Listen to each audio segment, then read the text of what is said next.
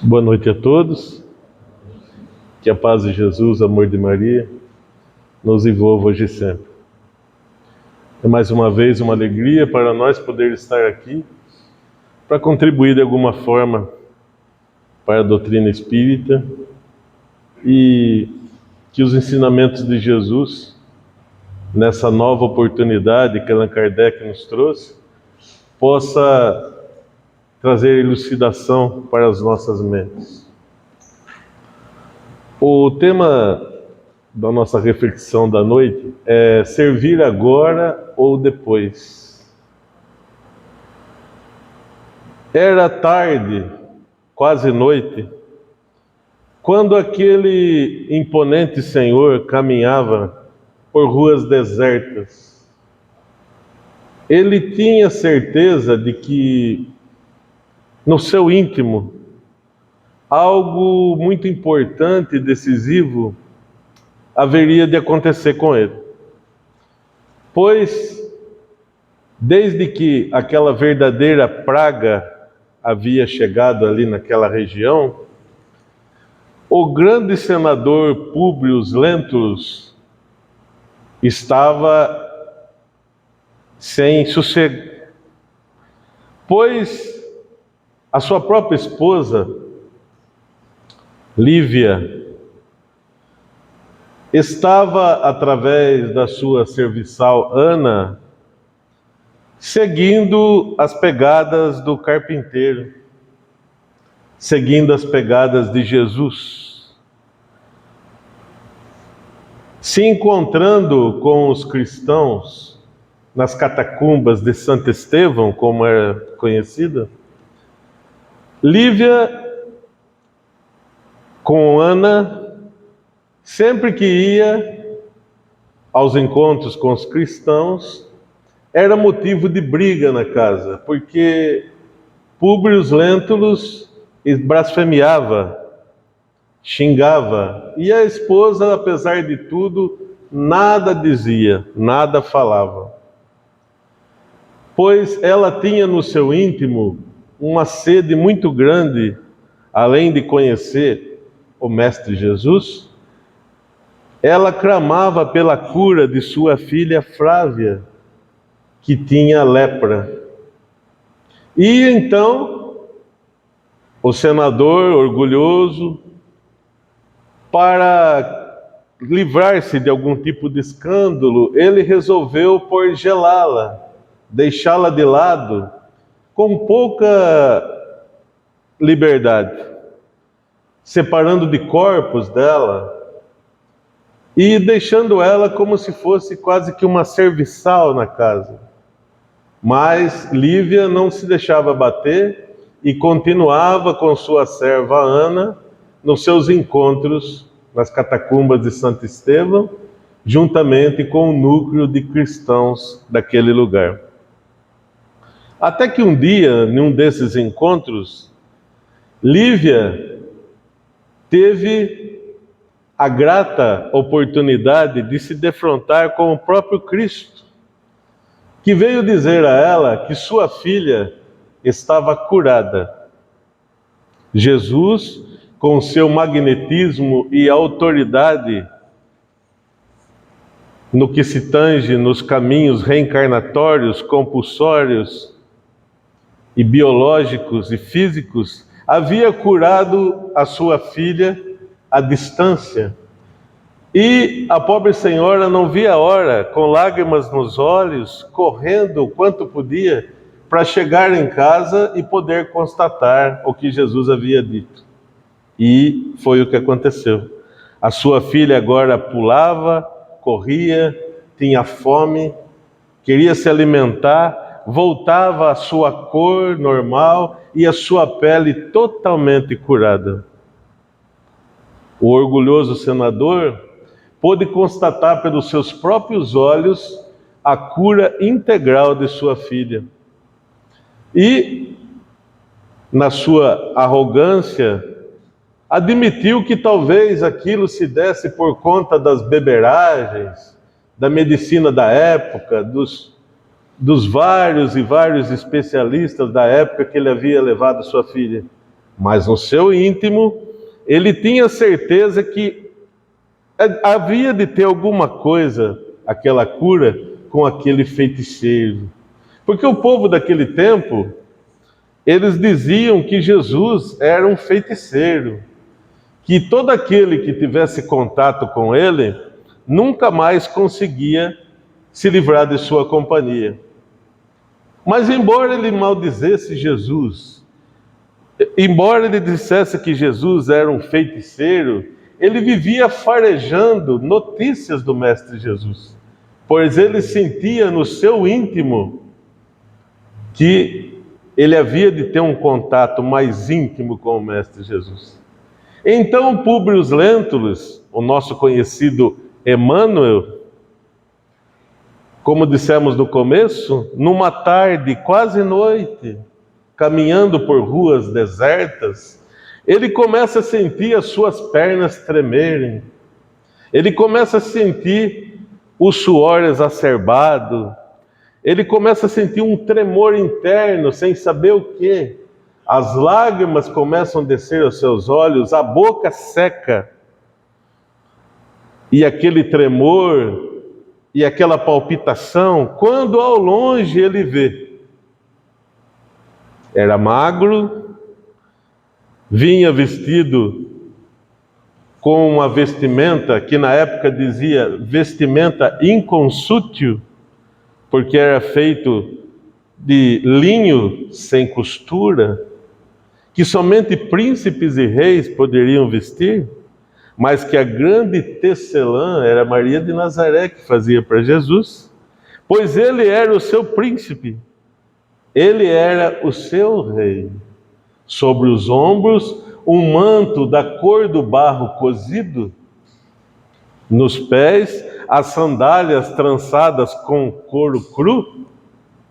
E quando Jesus se aproximou, com aquele seu cabelo cor do ouro, maltratado, com a barba rala e com os dois olhos como dois pedaços do céu azul, quando ele chegou perto daquele grande homem imponente,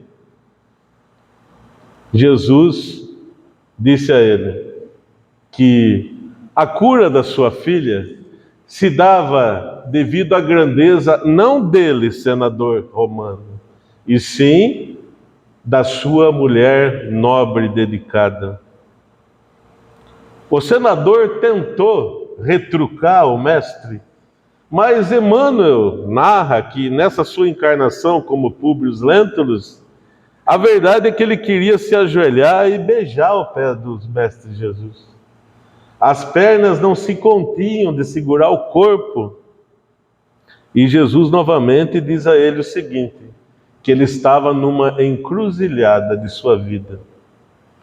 Que naquele momento, o grande senador romano tinha a oportunidade de se modificar instantaneamente naquele momento, seguir os preceitos do Pai maior e do Mestre que estava à sua frente, ou deixar tombar os milênios.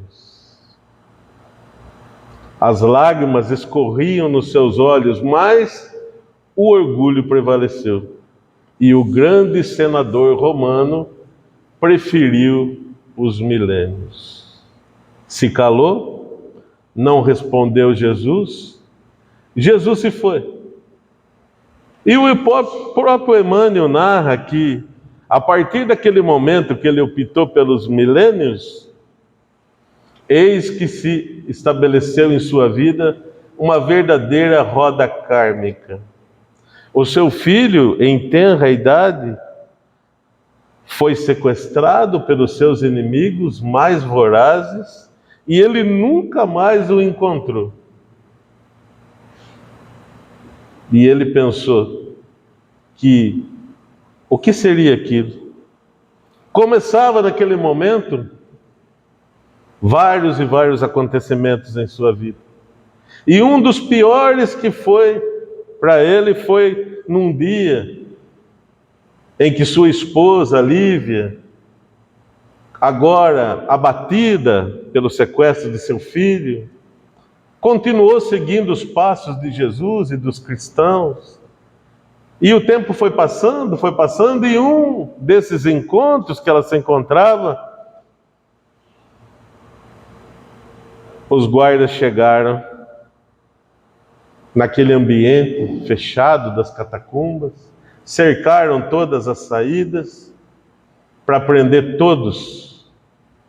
E ela, Lívia, num ato de amor e dedicação e de entrega total, ordena a sua serva Ana que retire suas vestimentas e dê para ela. E ela retirou suas vestimentas e falou para a serva vesti-las. Os soldados chegaram e, vendo aquela mulher com aqueles trajes, logo notaram que se tratava de uma patrícia romana e a libertaram. E a outra, que estava com trajes de serva, foi levada. Lívia se entregava à morte em nome de Jesus. Jesus já havia sido crucificado até essa altura dos acontecimentos. Mas ela se entregou à morte em nome de Jesus. O senador, quando soube e tentou fazer alguma coisa, viu que a sua influência, a sua patente não serviu de nada. Era tarde demais. Então ele começou a pensar que algo de muito importante haveria de ter nesse homem, porque a sua esposa dedicada, centrada, se entregar à morte em seu nome. E então ele começou a cogitar, mesmo em segredo, a seguir os preceitos de Jesus. Ele começou a se modificar. Ele começou a tentar saber mais um pouco daquela nova religião, daquela nova seita que falava de amor, de caridade, de amor ao próximo. E o tempo foi passando pesadamente. E Públio Lentulus, ao chegar à idade, entrega seu cargo e vai para o exílio nas Gálias, levando serviçais, amigos mais próximos, para pensar na sua madureza, o quanto de erro ele houvera cometido, principalmente com sua esposa dedicada. E os seus inimigos, sabendo do seu paradeiro, o sequestram, o levam, o supliciam, o torturam e fazem o pior. Trazem um carrasco para cegá-lo. E quando o carrasco começou-se a chegar perto de Públio Lentulus, ele notou alguma semelhança familiar na estrutura física, nas feições. E no momento que ele estava sendo cegado, ele teve certeza. Era seu próprio filho Marcos, que havia sido sequestrado em tenra idade, que fora criado pelos inimigos do Império de Roma e fora treinado para fazer aquilo, sem saber que estava cegando o próprio pai. Nesse interim, depois de tanto sofrer, depois de tanto penar, já que ele optara pelos milênios, Públio Lentulus, enfim, se converte ao cristianismo. Enfim, ele reconhece que Jesus realmente era aquele que ele implicava tanto, que ele tinha tanta raiva, que ele considerava como uma praga, era verdadeiramente o nosso Salvador. E no momento de sua morte, na aduana da sepultura, eis que sua esposa dedicada, Lívia, vem buscá-lo e confortá-lo. Mesmo tendo sido injustiçada, mesmo tendo sido rejeitada por ele na sua arrogância, ela faz o seu papel de esposa dedicada e vem resgatá-lo. Mas não foi só Lívia que veio resgatá-lo. Outro alguém também veio resgatá-lo. Alguém que ele havia visto apenas uma vez de passagem, com um farnel nos ombros, era o convertido de Damasco. Era Paulo de Tarso. O mesmo Paulo de Tarso que nas estradas poeirentas do deserto da Síria, às portas de Damasco, sedento por pegar Ananias, pois ele havia pedido ao Sinédrio autorização para fazer o que quisesse com Ananias. O mesmo Paulo de Tarso, que era Saulo de Tarso, que vendo aquela luz mais forte que o sol, e escuta a voz dizendo: Saulo, Saulo, por que me persegues? E a cegueira se instala sobre ele. E se achegando até Ananias, que tira as escamas simbólicas da cegueira de seus olhos, se converte imediatamente. O mesmo Paulo de Tarso, que na época era Saulo de Tarso, que os seus subjugados, soldados, vendo ele conversar com tanta intimidade com Ananias e com reverência, o abandonam.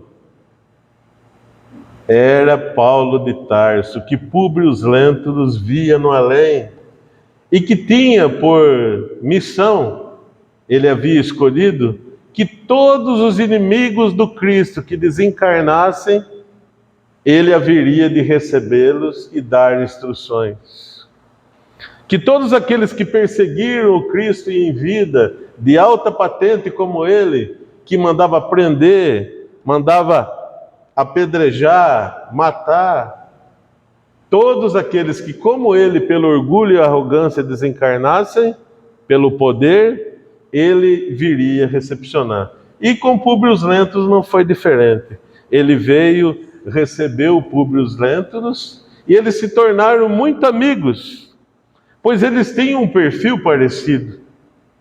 Públio Lentulus tinha muito poder. Saulo de Tarso, antes de se converter em Paulo de Tarso, também tinha. Ele mandou matar Gesiel, de codinome Estevão, apedrejado, seu cunhado, em nome de Deus, em nome do fanatismo. E se tornando amigos, eles começaram no plano espiritual a confabular o bem, fazer o bem às pessoas. E 50 anos depois, no livro 50 anos depois, contando que depois de 50 anos, Públio Lentulus, o nosso Emmanuel, se reencarna novamente. Agora, sobre o cargo de um escravo romano. O escravo romano era um intelectual escravo de Roma, que era preceptor dos filhos dos patrícios romanos. Agora, com o nome de Nestório, também optando por morrer trucidado em nome do Cristo. Desencarna e volta a reencarnar novamente na Grécia, e volta a reencarnar na Espanha, se reencarna em Portugal, vem ao Brasil jesuíta, e vai se tornando esse apóstolo do Cristo que conhecemos, Emmanuel. E com essa profunda conexão vibratória que Paulo de Tarso e Públio Lentulus têm no além, o nosso Emmanuel, Chico Xavier narra que, certa feita, Emmanuel diz para Chico que, devido ao seu amor a Paulo de Tarso, devido à sua conexão extrema com Paulo de Tarso, ele desejava escrever a obra Paulo e Estevão. E falou para Chico que precisava de Chico de 30 dias integrais seus para escrever essa obra. Chico Xavier pensou, primeiramente, para pedir ao Dr. Rômulo Joviano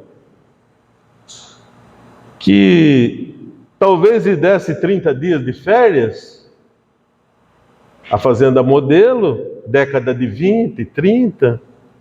Mas quando Chico foi pedir para o Dr. Rômulo essas férias necessárias para psicografar Paulo e Estevão, eis que o Dr. Rômulo diz para Chico que necessitava de um tempo extra seu. Porque, sabendo das mãos habilidosas de Chico e de sua paciência, ele necessitava, na biblioteca da Fazenda Modelo, que Chico reorganizasse os livros, reencardenasse os livros que estavam escangalhados, quase que destruídos, fizesse toda a correção necessária e queria dar para Chico 30 dias para isso, ficando lá isolado, somente com a cozinheira e com alguns serviçais. Então Chico, preocupado, o que ia dizer para Emmanuel? Ele queria férias para psicografar Paulo e Estevão, e o Dr. Rômulo faz tudo ao contrário. Então, Emmanuel diz para Chico, é exatamente o que precisamos. Trabalharemos para César durante o dia e para Jesus durante a noite. Então, durante o dia, Chico Xavier trabalhava afanosamente nos livros e durante a noite, Emmanuel tomava conta. Melhor, não só Emmanuel, porque Paulo Estevão foi feito através de uma tríade, através de 3 cabeças. Paulo e Estevão, que passava por seu médium espiritual Emmanuel, que por conseguinte passava por seu médium encarnado Chico Xavier. Então foi um livro feito a 3 cabeças. Deve ser por isso que ao ler Paulo e Estevão, notamos tantas particularidades, inclusive da personalidade de Paulo. Não é surpresa, pois foi o próprio Paulo que passou na íntegra para Chico Xavier, para Emmanuel, foi uma tríade de conexão mediúnica. E Chico diz que quando ele estava para terminar Paulo e Estevão, Paulo e Emmanuel resolvem dar um presente para Chico, para ele ver na íntegra, como se estivesse no momento que aconteceu, a sensação que fora de Paulo ao ser decapitado pela espada e ao ver o Cristo recebendo as portas da espiritualidade. Chico narra que não aguentou e desmaiou. Porque a visão era belíssima. A visão do Cristo vindo receber Paulo de Tarso era belíssima. E exatamente 30 dias depois dessa última visão que Chico desmaiou, quando acordou, Paulo e Estevão estava pronto. Uma obra belíssima, que tem sua continuidade, mostrando a saga desses personagens que seguiram Jesus e se dedicaram a Ele. Há 2000 anos depois, continuamos a ter a experiência dos depoimentos das reencarnações. E, em particular, quando Paulo de Tarso, agora convertido, procurou seguir Jesus. Paulo de Tarso narra que, por causa da sua perseguição, quando Saulo de Tarso, antes de se converter, por causa dos seus excessos, das suas perseguições, ele era muito odiado. Então ele se exilou 3 anos no deserto, foi ser guia de caravaneiros, ficou com aquela pele encrestada, ficou daquela forma rústica, e quando voltou do deserto, quem que ele foi procurar? Simão Pedro. O mesmo Simão Pedro que ele havia tido tantos atritos e até ameaças de execução, de morte, e os outros seguidores do Cristo ficaram com medo de se chegar perto de Paulo, porque ninguém sabia se era verdade ou não. Mas Simão Pedro resolveu lhe dar uma chance.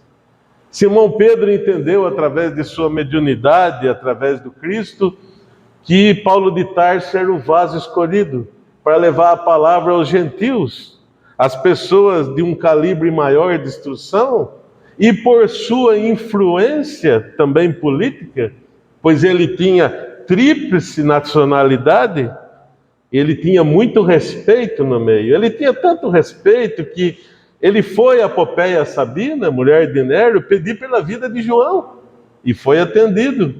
Ele tinha tanta influência que ele pôde levar e fundar núcleos de evangelização, levar a palavra do Cristo em vários lugares que os apóstolos comuns não poderiam ir. Então eles foram ficando muito íntimos. Indo a núcleos cristãos, inaugurando um núcleo aqui, um núcleo ali. E Paulo vai para Roma. E Simão fica. Mas com o passar do tempo, através das suas comunicações, Simão diz que tinha muita vontade de ir até Paulo. E Paulo diz para ele vir. Então Simão vai. Chegando lá, ele é apresentado ao núcleo de cristãos e Paulo de Tarso deixa à frente das congregações, porque Paulo de Tarso tinha muita vontade de pregar em outras paragens. Paulo de Tarso queria ir para a Espanha, como foi? Pregou na Espanha, na Catalunha, para voltar só 6 meses depois. E pregando em toda essa região que ele tinha, deixando Pedro no seu lugar, quando ele volta, ele tem uma triste notícia. Simão havia sido preso. O quartel de Tigelinos, implacável, havia o aprisionado e levado a uma das piores prisões, a prisão lambertina, onde tinha fama que ninguém dali saía vivo. E quando Simão Pedro foi colocado os grilhões e levado à prisão, eis que se abriu uma porta e ele foi levado numa escada de pedra em caracol aos calabouços da prisão lambertina. E foi colocado nas baias piores que existiam, que se chamavam Tuliano. As celas Tuliano eram celas diferenciadas porque os criminosos políticos ou de outra classe qualquer, que eles consideravam mais perigosos, eram presos por grilhões e colocados, fixados, um braço na parede e uma perna. A pessoa tinha muito pouca mobilidade e começavam as ulcerações, os machucados, e a pessoa aguentava ali muito pouco. Era muito úmido, muito fétido, um ar viciado, as ratazanas passavam diuturnamente por cima deles. Alguns detentos que morriam se demoravam a ser retirados, porque ninguém se importava. Ninguém sabia quando era dia, quando era noite, pois era muito escuro, muito sombrio, muito tenebroso. Mas Simão Pedro, quando ali desceu e foi colocado na cela Tuliano, a primeira coisa que ele fez foi dizer: olá, irmãos, vocês que aqui se encontram, eu vos saúdo em nome do Mestre Jesus. Eu convido-os a cantar em nome daquele que sirvo. O Senhor é o meu pastor e nada me faltará. Jesus irá vir nos buscar desse lugar, irá nos libertar definitivamente. Cantem comigo.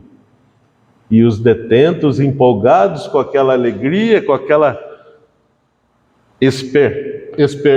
esperança de Simão, começaram a cantar. A primeira semana, a segunda semana, a terceira semana já quase ninguém cantava. E dali para frente só sobrou Simão Pedro cantando. Quando passou mais uma semana, mais 15 dias, ele só balbuciava algumas palavras, porque a dor, o cansaço, a fadiga, os machucados, as ulcerações eram mais fortes. E aquele Jesus que havia de vir buscar não chegava nunca. E não vinha, e não vinha. Até que um dia abre-se novamente a porta-capela e desce um novo prisioneiro. E Simão fica na perspectiva, olhando para aquele único clarão aberto, e quando é colocado perto dele um novo detento, ele diz: olá, irmão que chega, eu o convido a cantar comigo, cantar para quem eu sirvo, o Mestre Jesus. O Senhor é o meu pastor e nada me faltará. E nesse momento, eis que responde do outro lado: Simão, é você, velho apóstolo? Era Paulo de Tarso, que também havia sido preso. E então Simão diz: Paulo, é você, meu irmão? Cantem comigo, Paulo.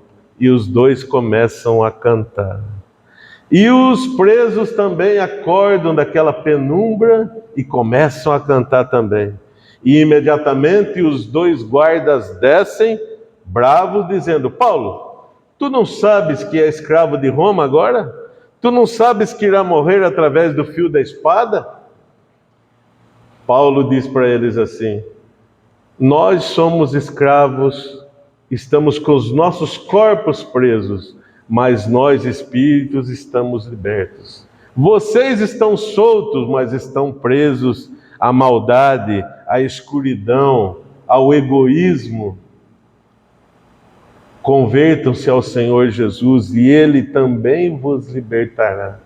E Paulo, com a sua magnitude, com sua forma incomum de falar às massas, às multidões, converte instantaneamente aqueles 2 soldados que se conclamam cristãos imediatamente.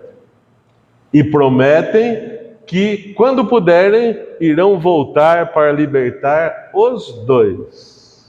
O tempo passa, Simão Pedro começa a ficar doente, cansado, Paulo de Tarso também, porque aquele lugar era horrendo.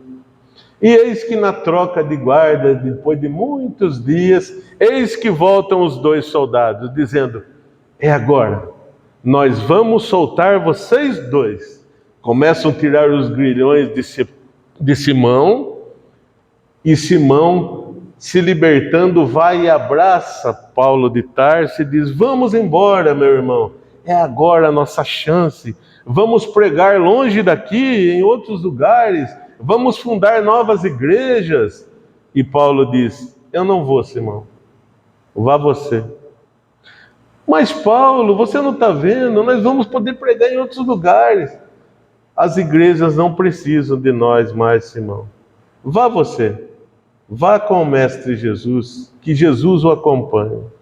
Então os guardas, que não podiam perder tempo, grudaram os 2 braços de Simão Pedro, lhe deram alforge, algumas especiarias, um cantil para ele beber no caminho, e tirando ele para fora, quase que o carregando, dizem para ele: vá embora, fuja. E ele, sem acreditar na liberdade inesperada, mas preocupado com o amigo que lá estava ainda, ele cria coragem e começa a respirar mais forte. Aquele ar viciado começa a sair dos seus pulmões e começa a entrar fresco. E aí então, ele começa a ensaiar, a trotear, começa a tentar correr, mas canelas inchadas, sangrando, não permitia. Mas assim mesmo ele foi sentindo o ar puro, ele foi andando cada vez mais, e foi aumentando o passo, e ele pôde ver os casarões de mármore, pôde ver aquelas tochas fumarentas fora, e saiu na estrada de terra, saindo de Roma, e ele pôde ver aqueles loendros estourando de flores, aquele perfume entrando no seu peito, e ele começou a andar cada vez mais rápido, até que começou a amanhecer o dia. E ele olhou para trás, já estava bem longe onde ele havia saído. Então ele começou a se encher de esperança e dizer assim: agora eu vou pregar em outros lugares. O Mestre Jesus, ele vai levar sua palavra a tantos outros que precisam, as igrejas a serem fundadas. E aí a claridade do dia começou a clarear a estrada, e ele notou que ao longe vinha alguém no sentido oposto. E vinha correndo, com os cabelos ao vento, com o manto esvoaçante. E quando chegou mais perto, ele pensou: é ele? Não pode ser. Mas será que é ele? E ele teve certeza, era o Mestre Jesus que vinha ao seu encontro, no sentido contrário. Mas por que, se é ele não me olha? Ele não está me enxergando? E não contente, ele segura no braço de Jesus. Jesus para e ele diz: mestre, para onde vais? Ou melhor, uma obra muito conhecida, ele diz: Quo vadis Domine? Aonde ides, Senhor?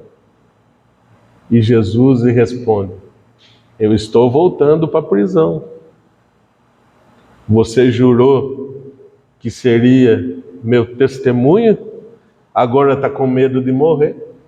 Eu vou no seu lugar e me entregarei a morrer novamente se precisar. As lágrimas correm dos olhos do velho apóstolo. E ele diz: deixa-me ir contigo, Senhor.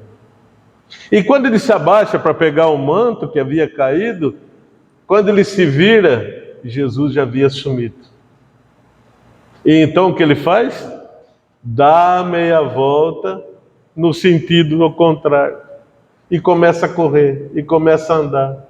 Quando começa a anoitecer, eis que Simão Pedro está de volta à prisão. Imediatamente foi preso.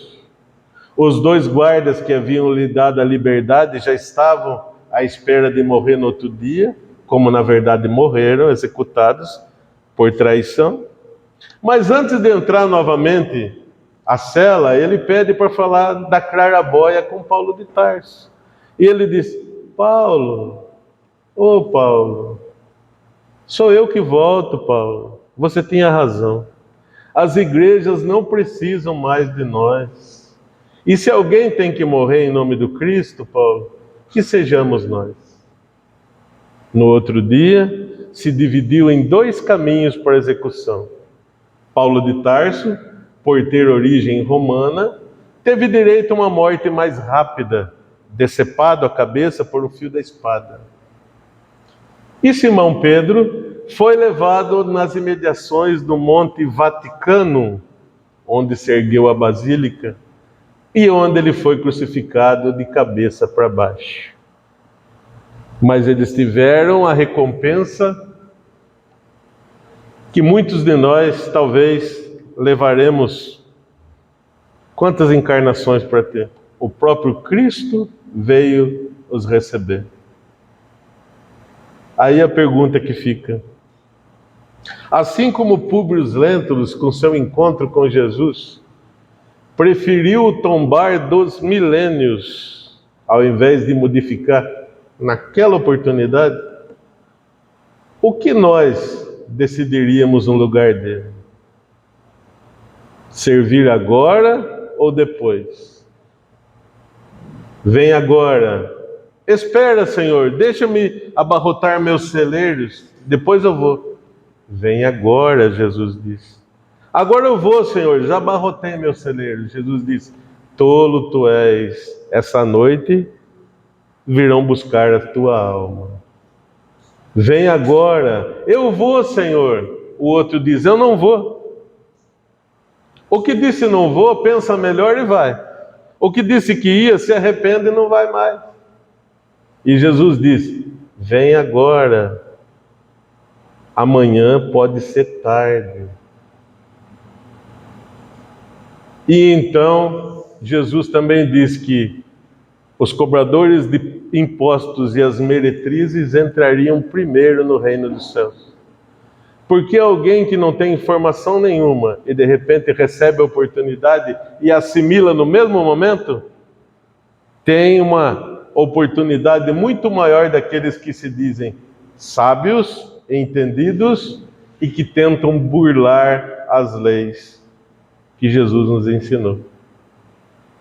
Então fica a nossa reflexão: servir agora ou depois? Jesus nos dá as oportunidades. Cabe a nós enxergá-las, percebê-las e aproveitá-las. Servir agora significa ter a oportunidade de se regenerar muito mais rápido. Esperar tombar os milênios é escolher pelas reencarnações compulsórias, as reencarnações que vai ter que redimir muitos erros ainda. A reencarnação é a oportunidade de a gente se melhorar. Mas se a gente tem a chance de se melhorar agora, por que desperdiçar? Que a paz de Jesus, o amor de Maria nos envolva de sempre.